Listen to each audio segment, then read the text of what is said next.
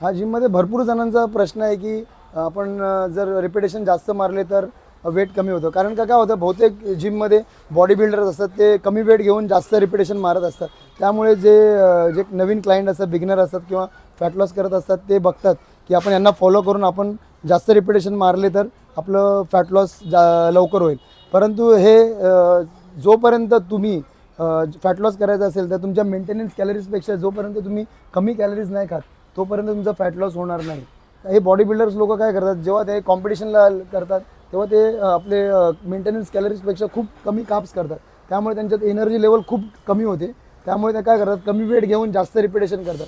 पण शेवटी काय आलं, जोपर्यंत तुम्ही कॅलरीज कमी करत नाही तुमच्या मेंटेनन्स कॅलरीजपेक्षा तोपर्यंत तुमचा फॅट लॉस होणार नाही. म्हणून तुम्ही तुमच्या डाईटवर लक्ष द्या. डाईट तुम्ही जसं कराल तसं तुमचं एनर्जी आणि पॉवर लागेल. तर तुम्ही डाईट करा तर तुमचा फॅट लॉस लवकर होईल. Thank you so much.